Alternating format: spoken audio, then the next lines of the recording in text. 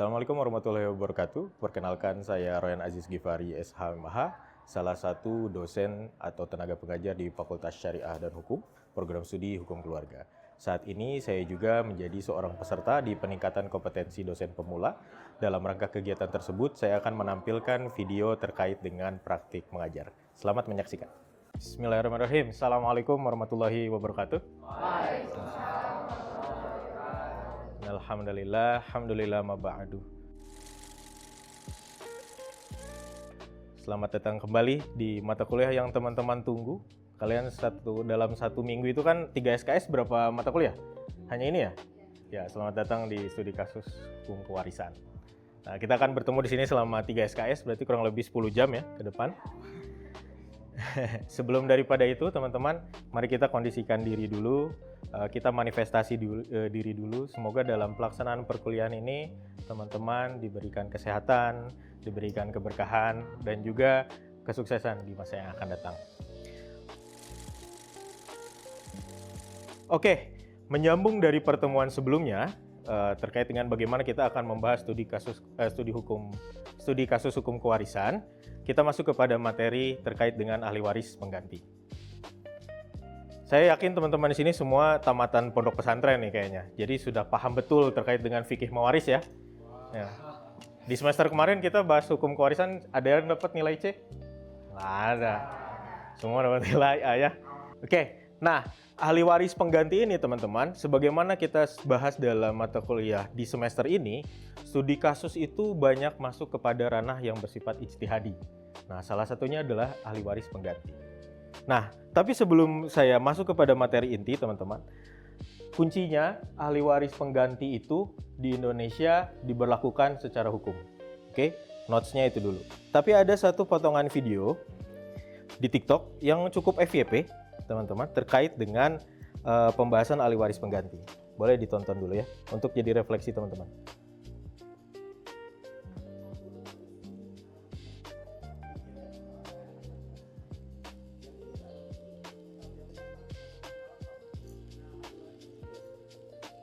Nah, ini untuk refleksi teman-teman. Yang disampaikan dalam video tersebut terkait dengan ahli waris pengganti itu menyalahi aturan ijma. Tadi concernnya dijelaskan, ijma yang dimaksud itu pada saat ulama salaf. Nah, maka dari itu sebenarnya kalau secara definisi atau etimologi itu, kita muaranya kepada kompilasi hukum Islam yang cukup dikritik pada video tadi. Nah, ini menarik. Menariknya karena dalam video tadi yang disampaikan terkait dengan kompilasi, terkait dengan ahli waris pengganti, itu berangkatnya tidak pada sumber hukum atau nas yang berlaku, teman-teman. Pertama, kuncinya itu. Kedua, berarti melanggar ketentuan ijma dan juga melanggar ketentuan fikih. Nah, tapi kalau kita lihat dari perspektif lain terkait dengan ahli waris pengganti ini, teman-teman, yang memang di mana ahli waris pengganti itu sebagaimana teman-teman bisa baca merupakan ahli waris yang meninggal lebih dahulu daripada pewaris, maka dapat digantikan oleh keturunannya. Nah, ini secara konsep mawalinya. Nah, yang tidak dikenal dalam perspektif fikih ulama klasik atau ulama salaf itu adalah perspektif terkait dengan Hadzairin. Nah, Hadzairin ini kan salah satu seorang sosiolog hukum ya di Indonesia ini, yang memang pada akhirnya beliau banyak sekali menafsirkan khususnya hukum kewarisan dari perspektif bilateral, sebagaimana yang sudah dibahas di semester lalu dan juga di pertemuan awal. Nah, Hadzairin ini dalam bukunya Hukum Kewarisan Bilateral di Indonesia menjelaskan bahwasanya ahli waris pengganti itu, teman-teman, dasar hukumnya dari surat An-Nisa ayat 33 terkait dengan penafsiran terhadap redaksi walikuli ja'alna mawaliya, maka saya jadikan mawaliya ini. Nah, perbedaan perspektif terkait dengan penafsiran ini, ulama salaf menjelaskan mawaliya itu diperuntukannya untuk zawil furud, ahli waris yang memang sudah ada ketentuannya, terus juga asobah, dan juga ahli waris yang memang termaktub dan sesuai dengan konteks fikih. Nah, sedangkan mawaliya di dalam perspektif Hadzairin itu sebagai seorang yang diwakilkan. Jadi kalau misalnya ada harta yang ditinggalkan oleh pewaris, konteks di sini adalah bapak dan ibu sebagai ahli warisnya. Nah, sebagai pewarisnya, nah maka ketika seseorang ini meninggal lebih dahulu atau ketika dalam konteks ini mawalia itu adalah seseorang yang menggantikan, maka siapa yang digantikannya? Penafsiran hadirin terhadap redaksi ini adalah yang menggantikannya adalah keturunannya. Nah, makanya sangat wajar teman-teman ketika ada perbedaan pendapat terkait dengan ahli waris pengganti ini.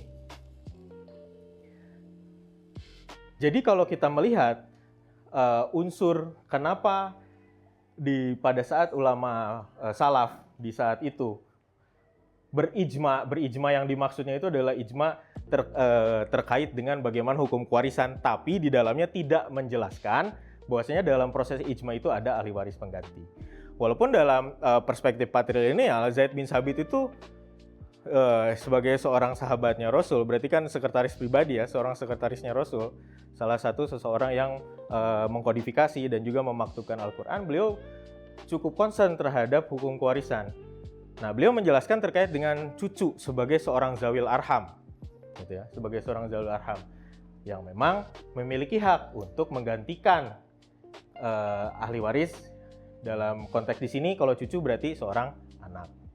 Nah, selanjutnya ya mungkin teman-teman sudah paham terkait dengan di semester kemarin terkait dengan patrilineal dan bilateral, di mana patrilineal itu condong kepada garis keturunan laki-laki. Ya, maka dari itu solusi dari wasiat wajibah ini, solusi wasiat wajibah yang disampaikan oleh video tadi, itu memang benar.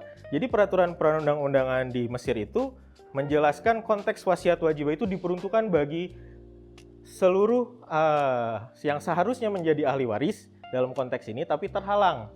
Entah itu misalnya dalam konteks ini terhijab misalnya sebagai seorang zawil arham. Misalnya tadi cucu, berarti kan konteksnya zawil arham. Atau mungkin orang yang terhalang karena anak angkat yang disampaikan dalam beberapa literatur perundang-undangan kita, atau berbeda agama. Gitu ya. Atau misalnya yang dalam putusan MK terkait dengan anak biologis gitu ya, yang seharusnya hubungan keperdataannya hanya ke ibunya saja, bisa jadi hubungan kepada itu kan sebelum menjadi seorang ahli waris, itu salah satu solusinya itu melalui wasiat wajibah. Oke, kita coba diskusi interaktif dulu teman-teman. Boleh di scan QR-nya, boleh buka HP-nya, scan QR-nya. Dari dua pandangan tadi yang saya sampaikan terkait dengan sebenarnya ada nih proses ijtihad lain gitu. Tapi dari sisi fikih, ahli waris pengganti itu tidak dikenal. Dan ini masih jadi polemik teman-teman di Indonesia itu. Majelis hakim pun memilih apakah ahli waris pengganti ini dapat digunakan dalam perkara tersebut atau tidak. Bisa nggak? Nah, teman-teman boleh klik ini. Nah, silakan sampaikan kira-kira ahli waris pengganti itu menurut kalian atau dari perspektif kalian setuju atau tidak diterapkan di Indonesia ya. Nah, boleh diklik yang ini, biru untuk setuju dan ditaruh di sini, merah tidak setuju untuk ditaruh di sebelahnya. Bisa nggak? Duplikat dulu berarti. Klik duplikat tuh yang ini nih. Kayaknya yang ini, ya yang ini. Boleh, ditulis langsung boleh. Set, geser sini. Setuju biru, nggak setuju merah. Setuju sama ahli waris pengganti itu ada gitu, hukumnya dipraktikan di Indonesia. Setuju atau nggak setuju? Yang setuju ya berarti memang sesuai dengan penafsiran ulama di Indonesia.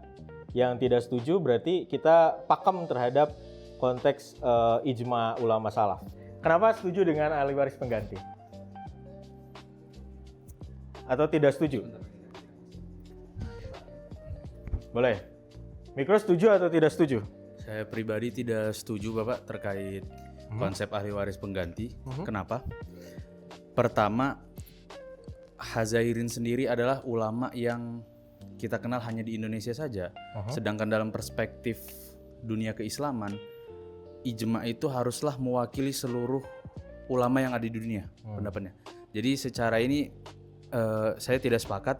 Kemudian yang kedua, ijma yang sudah ada pada masa lampau tidak mungkin dihapus oleh ijma yang ada pada masa kini. Gitu, Pak. Jadi hukum tidak berlaku surut ya. Dan juga ijma basisnya harus rahmatan lil alamin berarti. Nah, kalau yang setuju kenapa? Setuju aja taklid. Mungkin kalau saya lihat aspek kesetujuannya itu karena ada kelangsungan hidup seorang keturunan gitu ya, ada kaitannya dengan Hifdzun Nasl. Jadi dalam proses pelaksanaan ahli waris pengganti ini implementasinya beragam teman-teman, karena sudah masuk ke ranah ijtihad. Nah, sebagai teman-teman yang ketahui, seorang hakim itu adalah seorang mujtahid, di mana dia bisa memilih hukum mana yang memang cocok dalam perkara tersebut. Oke, jadi berkesimpulan bahwasanya ahli waris pengganti ini sebagai salah satu produk ijtihad yang memang sampai saat ini masih jadi proses polemik. Tapi keduanya, baik itu proses melalui wasiat wajibah dan juga ahli waris pengganti, tujuannya sama untuk mencapai maqasid. Oke, sebagai penutup teman-teman, silahkan kita coba scan QR ini untuk evaluasi. Oke, kita mulai. Nah, sambil menunggu teman-teman mengisi, sebelum mengakhiri perkuliahan ini, mari kita absen dulu ya, teman-teman.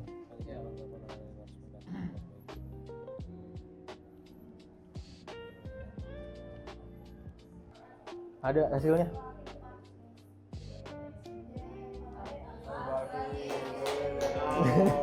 Siapa? Balkis. Kok saya telat? Balkis dengan 3 benar ya.